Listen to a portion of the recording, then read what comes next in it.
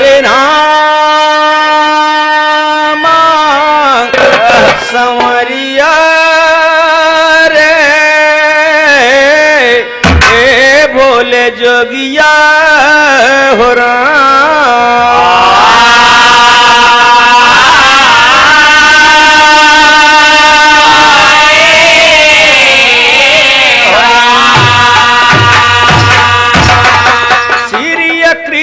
जी का मित्र सुदामा भैया लेकिन मिलने के गईलन एक बार।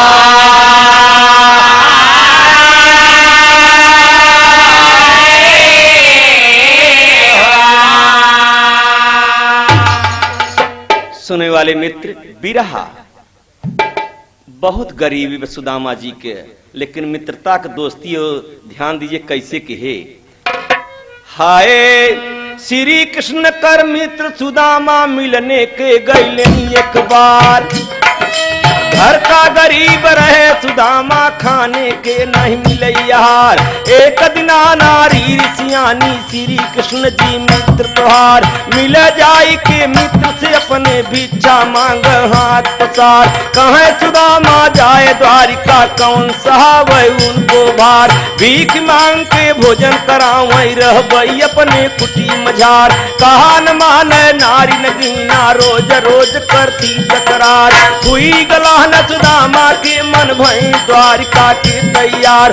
खुशी भई औरत उनकर चाउर लाइन मुट्ठी दो चार। लाइके चावर चले सुदामा पहुंच गए तर कृष्ण द्वार।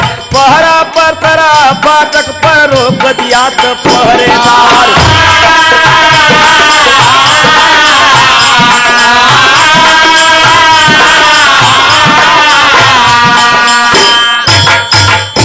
सुदामा जी की जब सिपाही रोक दे तो सुदामा जी सोचत हैं कि हम हरकत रहे औरत से अपने के हम न जाब। लेकिन कहना है सिपाही लोग कहते हैं कहाँ से अइले बभना। पहरेदार कहा उस बार कहाँ से अइले बभना। पहरेदार कहा उस बार कहाँ से अइले बभना। पहरेदार कहा उस बार कहाँ से अइले बभना। सुदामा जी बड़ा दुखित होकर कहत हैं कहाँ लगे वो विप्र सुदामा डेवढ़ी पर करके वर्णन। नाम हमारा विप्र सुदामा द्वापर देश में खास तन। हम गुरु भाई श्री कृष्ण कर पढ़े साथ में मनमोहन। खबर जना है देव मोहन के करने के आए दरबार।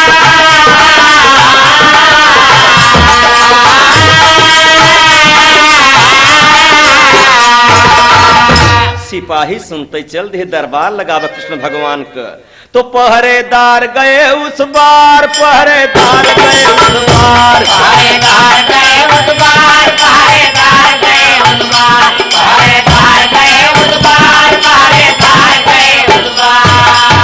और पहरेदार गए उस बार जहाँ पर लगा रहा दरबार। नाथ फाटक पर ये कभिकारी आपस आए मिलना।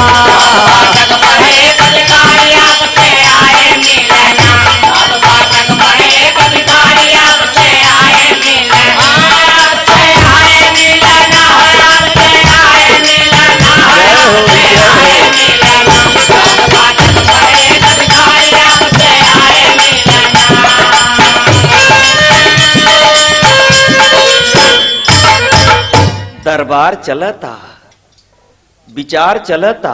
सिपाही पहुंच गए महाराज। दुर्बल अंगहीन वस्त्रों से कुबरी लिए टहरते हैं। दुर्बल अंगहीन वस्त्रों से कुबरी लिए टहरते हैं। भिख मंगा कर भैसनाथ जी नाम आपका रटते हैं। बहलेपन की प्रीति बताऊं भीतर यान में डरते हैं। कहत मेरा नाम सुदामा द्राविड़ देश में रहते हैं।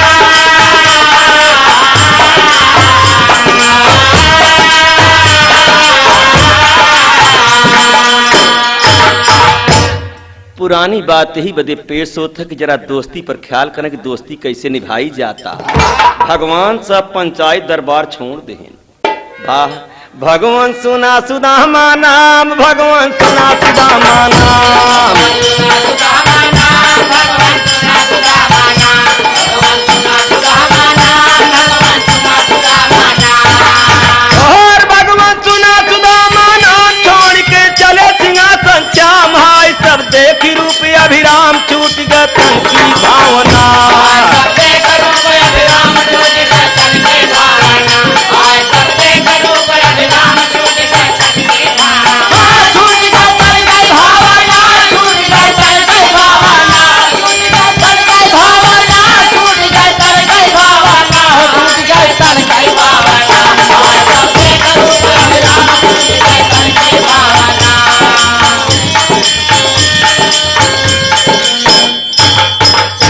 सुनने वाले मित्र, भगवान स्वयं चल दे। धाय मिले घनश्याम अंग भर, सुदामा के गिरे चरण। बारे दोस्ती धाय मिले घनश्याम अंग भर, सुदामा के गिरे चरण। अरे मित्र क्या दशा तुम्हारी, प्रेम नीर से भरा नयन। देखी दशा बचपन की मित्र की ही भरी रोमय जदुनंदन। कृष्ण सुदामा मिलन बड़ाई, शायर कवन करे वर्णन।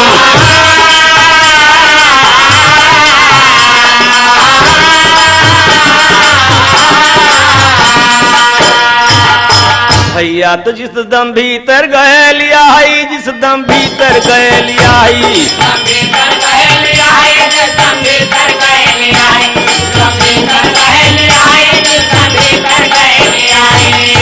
और जिस दम भीतर गए लिया है, चंदन चौकी पर बैठाई लाई ने प्रेम से नाथ मित्र कर दो चरना। आई ने प्रेम से नाथ मित्र कर दो चरना, आई ने प्रेम से नाथ मित्र कर दो चरना, मित्र कर दो चरना, हो मित्र कर दो चरना, हो मित्र कर दो चरना, आई ने प्रेम से नाथ मित्र कर दो चरना। बाबू साहब चरण धोवत हैं स्वयं भगवान गरीब का। चरण धोए चरना मृतलीना, महलों में चिरकाई जी। एक बात यहीं पर आप लोग और समझ लीजिए, चरना मृत होता है जब किसी महापुरुष का चरण धोआ जाता, तब किसी महान दोस्त का। चरण धोए चरना मितलीना, महलों में चिरकाई जी। बूंद बूंद प्रसाद लिया सब कोई शीश चढ़ाई जी। कर पूजा सत्कार विप्र के खटरस पा गजवाई जी। पलंग के ऊपर शयन करा के अपुआ चरण दबाई।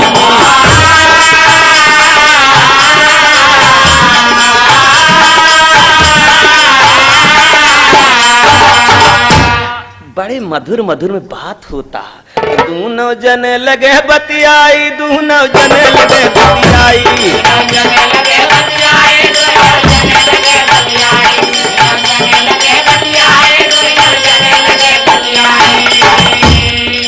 और दोनों जने लगे बतियाई। चर्चा बालेपन कर आई, भाई कर ख्याल जब भेजा गुरु लकड़ियन ना।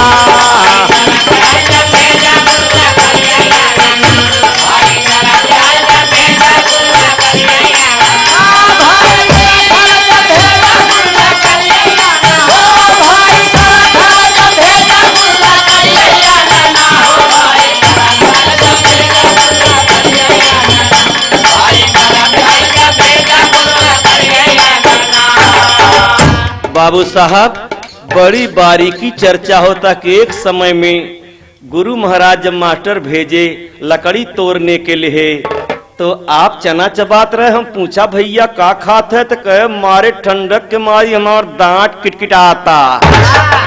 सुदामा जी सोचत है कहानी बड़ी पुरानी चर्चा करते हैं, हमारी जान तो कुछ दही है लही है न का राम। तो कहना है भगवान तो अंतर्यामी, श्री कृष्ण जी अंतर्यामी हंस के बात चलाए हैं। श्री कृष्ण जी अंतर्यामी इसके बाद जलाए हैं। अरे मित्र हमके खाने के भाभी का उपठाए हैं। मुट्ठी चारी रहा चावर कखरी तर भी चराए हैं। ही चलिया घनश्याम प्रेम से मुट्ठी दो चावल खाए।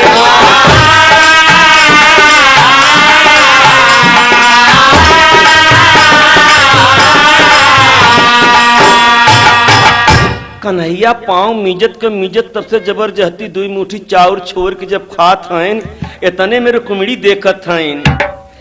तीसरा मुट्ठी जब खाए के चक्कर पर तब रुक्मिणी से नहीं बर्दाश्त होता। जब तीसरी का किए विचार, जब तीसरी का किए विचार,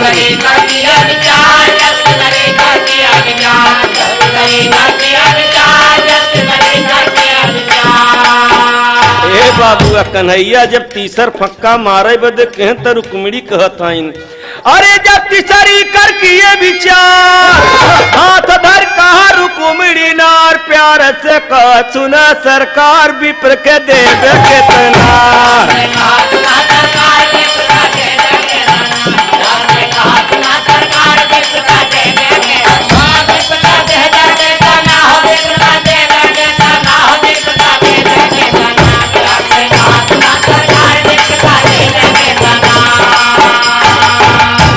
अरे मालिक दुई मुट्ठी खाए पर दुई लोग कमाया पहुंचत। रातों रात कारीगर सोना चांदी धन दौलत नौकर चाकर हाथी घोड़ा सब पहुंचत हैं। और यार सुदामा जी के मन लटक गवा के मार रास्ता के चाउर ले रहे छोड़ के खाएं द कन्हैया। तो कन्हैया कहत हैं कि मन लटक गवा भैया। कहत हैं करे मधुरी जबानिया से, अरे देखले कन्हैया भैया बोलन, भैया बोलन कैसे बाटी भाऊजी हमार, भैया बोलना कैसे बाटी भाऊजी हमार, भैया बोलना कैसे बाटी भाऊजी हमार, भैया बोलना।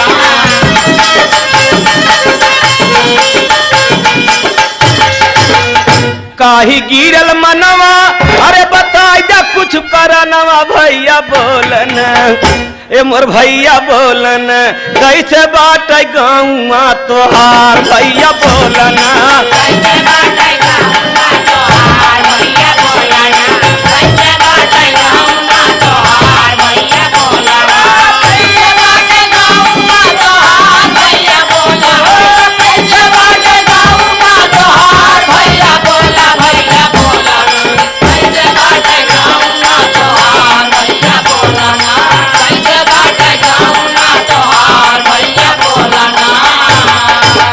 अरे धरी था चरणवा गलती माफ करा बीरानवा, भैया बोलना कैसे बाट कुल परिवार, भैया बोलना कैसे बाट कुल परिवार, भैया बोलना कैसे बाट कुल परिवार, भैया बोलना।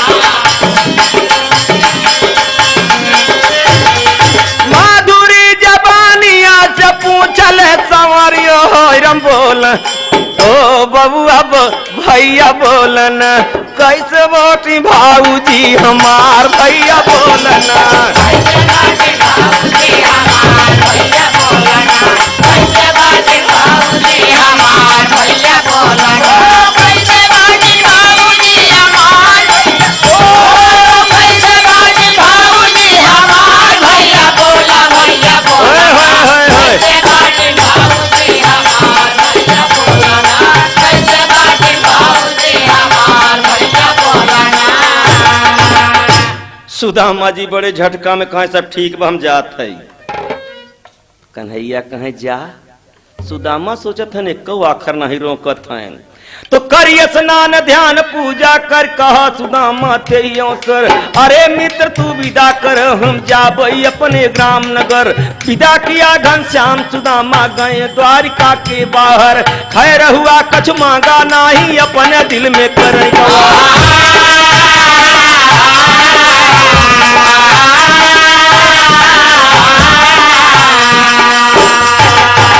राम हो राम हम कहत रहे अपने औरत से कि हम न जा आन का दूध दहो छोड़ छोड़ खुदे खात रहन हमके का दे ही, सोचत विचारत की दुखित होत की चला जात हम भी रहा।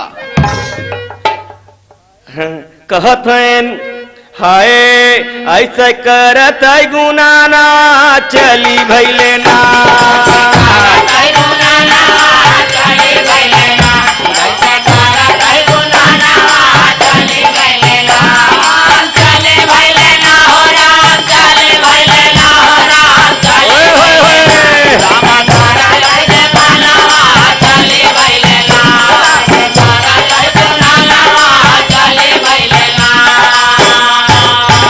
सुदामा जी यही विचार करत चला जाथन हम जानत हई सब दिन चोरी किहन बिरज में खाए दही चोराई।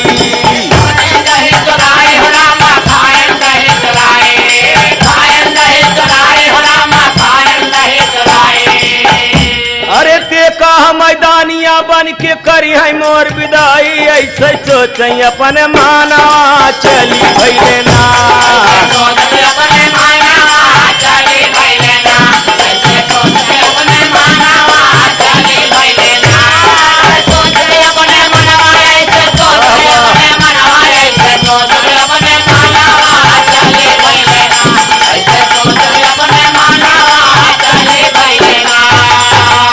बिरहा बड़े मजे की बात अब फंसता पहुंच गए अपने नगरी में चारों ओर निहारी।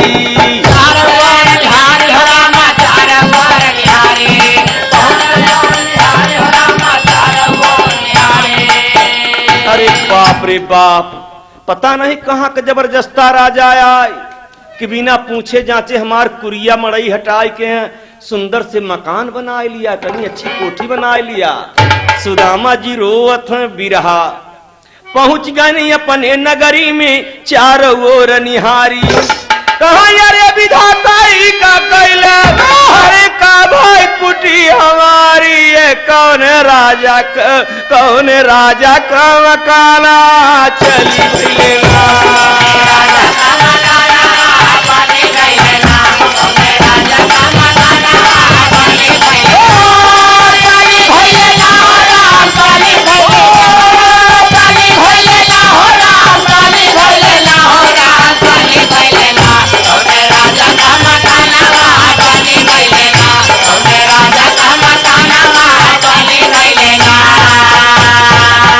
सुदामा जी रोवत हैं चारों तरफ मकान का घूमे कुटिए कुटी पुकारी।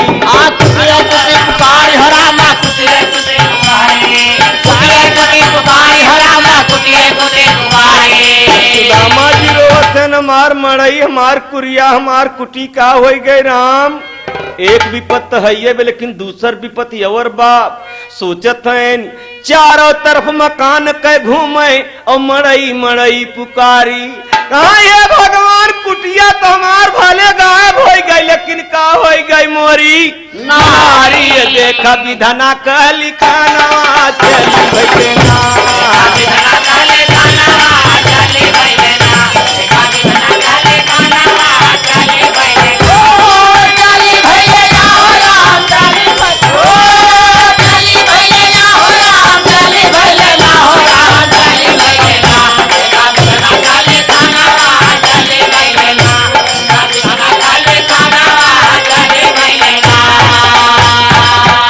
बाप रे बाप कुरिया मड़ई बोले हमार लाई गए भले जबरदस्ती बोले हमार में हरारू का हो गई।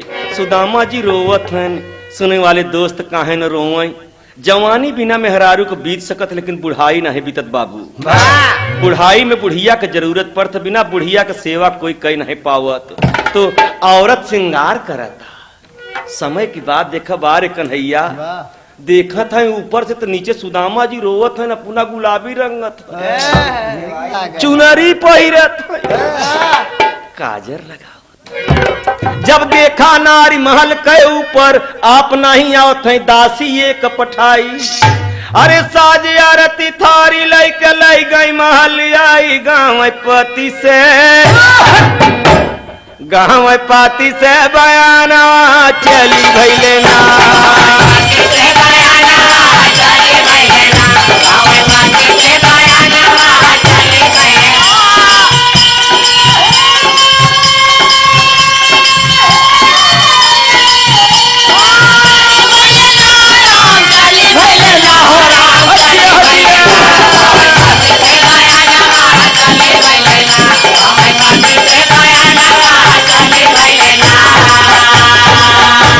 सुदामा जी डरात है, नौकरानी कहे महाराज ये आपका मकान है। हाँ मेरा मकान तो नहीं है, कहे चल भीतर तो चल पहले।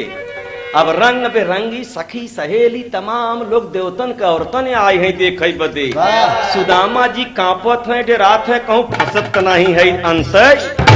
तब महारानी जी आए कि सुदामा जी के दुल्हन आरती उतारत हैं, पांव छुअत हैं, कहना है गीत होता कि ये सुदामा जी पूछत हैं देवी अपने औरत से महारानी कितना भाव से कहत हैं, तोहरी तब नहीं डांट के नहीं कहते थे, गांव बहुत जने मेहरा कहते का भरे नहीं, बड़े प्यार से कहते हैं देवी ये का भवा। तो गाँव नहीं होता कहीं ई सब लीला खेले नंद के ललनावा गजब निकला गाई हो।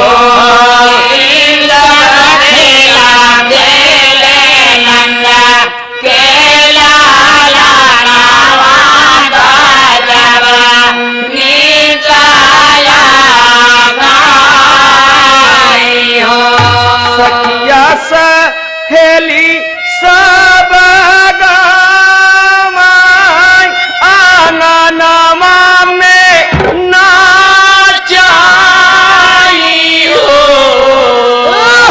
देवता घुमारी घुमारी फूल बरसावाई भावनवा निकला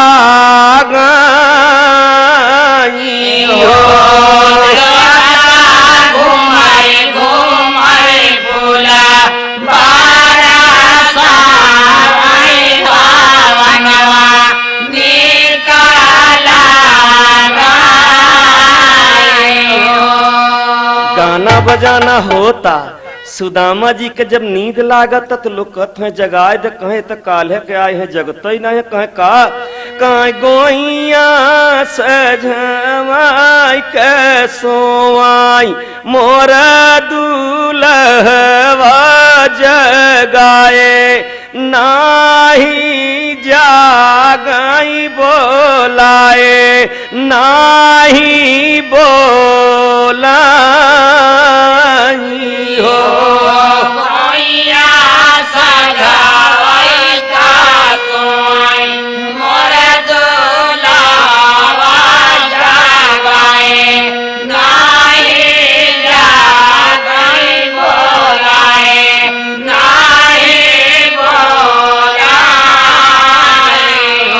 सुदामा जी जब जागत हैं तो एक नई बहार आवता।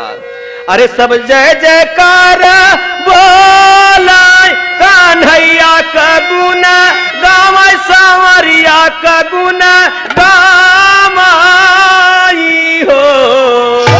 हे तरनिया चरे से बेनिया डोला गजब निकल गई हो।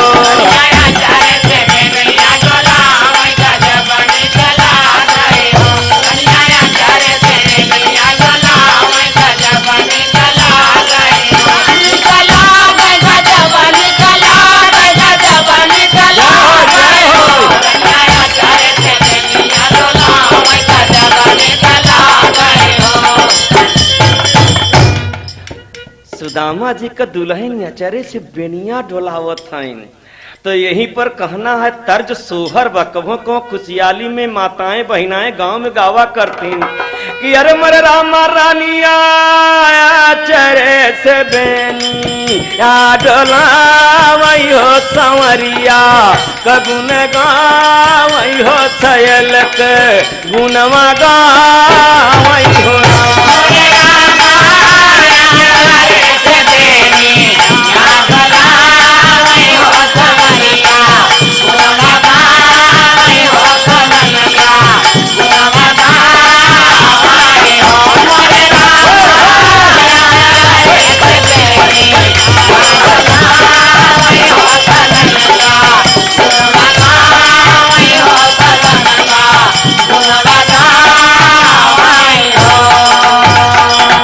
वाले दोस्त समय बदल गई गीत गाँव नहीं होता। कर्त कहाँ है सुदामा जी के दुल्हन। अरे मर रामा रनिया रही रही पिए री रंगावई अरे राम चूना री रंगावई हो सकिन के पाहिना वई होना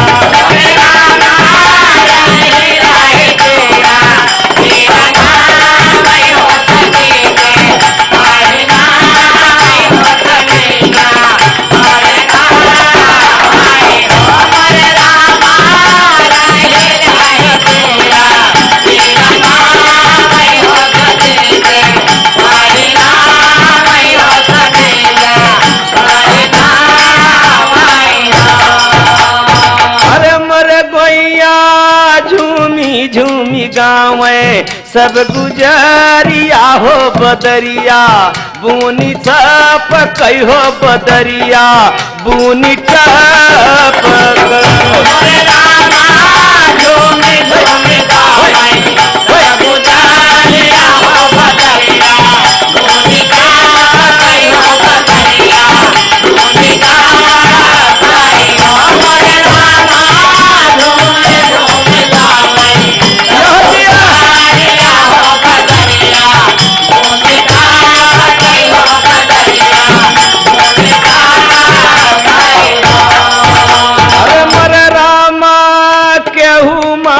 हाथे क कंगनवा केहू नाके क झुलनिया केहू नाके क झुलनिया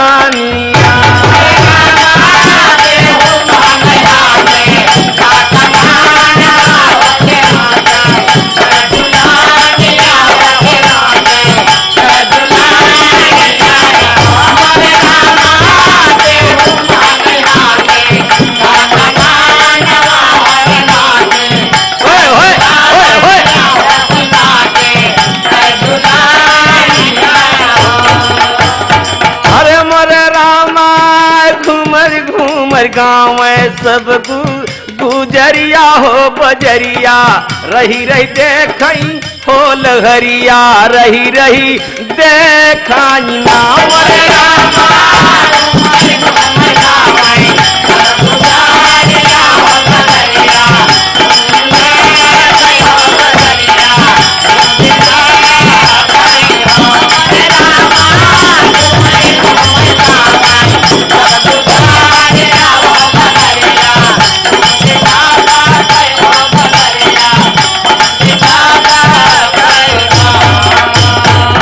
सुनने वाले दोस्त कन्हैया आए सारा खेल देखे खेल देख कर चला गए तो लोग गौनई में गाए कहे कैसे बोला कहे बसूरी के धुनी में बोलाए रे मोरे कृष्ण कन्हैया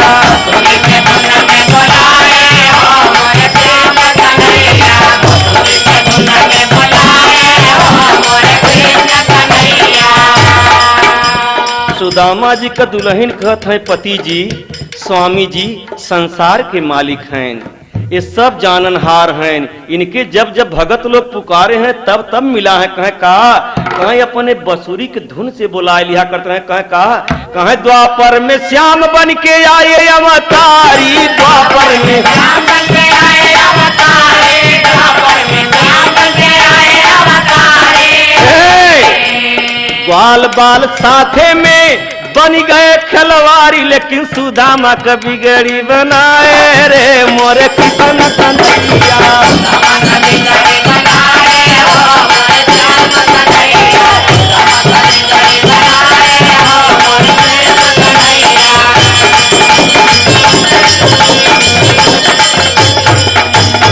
अरे हाँ कौरव अभिमानी का मिटाए अभिमनवा और द्रौपदी के चीरिए बढ़ाए रहे सबके समनवा ये हैं पांडव से राज करो रे मोरे कृष्ण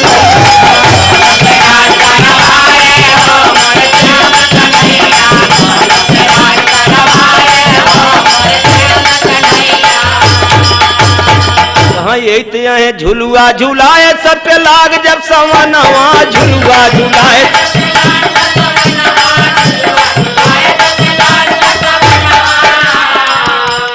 गीता यही दोहराए रे मोरे कृष्ण कन्हैया